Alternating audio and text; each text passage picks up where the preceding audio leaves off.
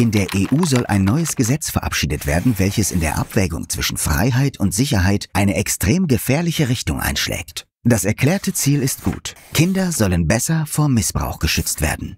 Doch das Gesetz hätte als Nebeneffekt eine extrem weitreichende Überwachungsinfrastruktur zur Folge, die das Potenzial hat, uns alle immer und überall zu überwachen. Denn sie würde aus unseren eigenen Geräten bestehen. Funktionieren soll das Ganze so.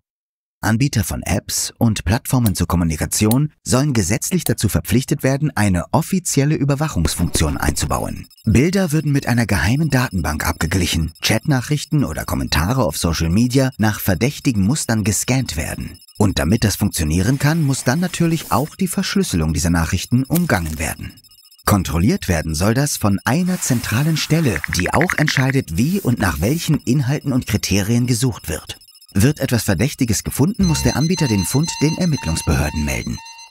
Klar könnten wir jetzt ganz detailliert darauf eingehen, was für eine unverhältnismäßige Idee es ist, die Geräte von allen Menschen in der EU ohne jeglichen Verdacht durch eine zentrale Stelle zu überwachen. Was für Konsequenzen es hat, falls dieses System manipuliert oder gehackt wird. Oder was es für einen Wirtschaftsstandort bedeutet, wenn alle Geschäftsgeheimnisse von einer nebulösen Blackbox gescannt oder ausgeleitet werden könnten. Dass dieses System in Zukunft ausgeweitet wird, um es auch für die Verfolgung von Drogendelikten, Terrorverdacht oder die Störung des öffentlichen Friedens einzusetzen.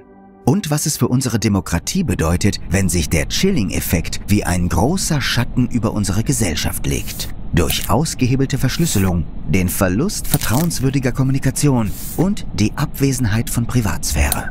Aber es geht um den Schutz unserer Kinder. Und die Frage ist, ob es nicht auch andere Möglichkeiten gibt, Kinder besser vor Missbrauch zu schützen. Also lassen wir die zu Wort kommen, die bei diesem Thema Expertise und Erfahrung haben. Kinderschutzverbände weisen darauf hin, dass die verschlüsselte Kommunikation in den meistverbreiteten Apps in diesem Bereich kaum eine Rolle spielt, da die Täter meist andere Kanäle nutzen, um Material zu tauschen.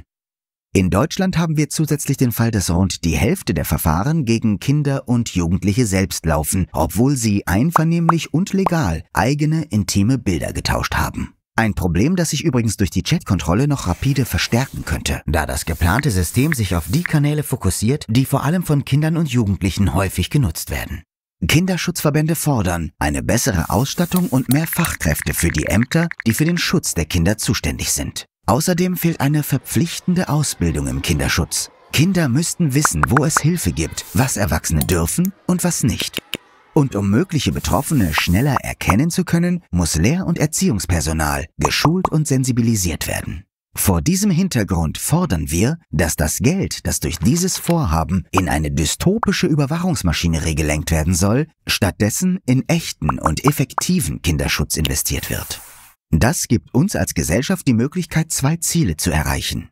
Kinder und Jugendliche werden effektiver und nachhaltiger vor Missbrauch geschützt. Die vertrauliche Kommunikation und die Privatsphäre, die durch die Grundrechtecharta garantiert ist, bleibt erhalten.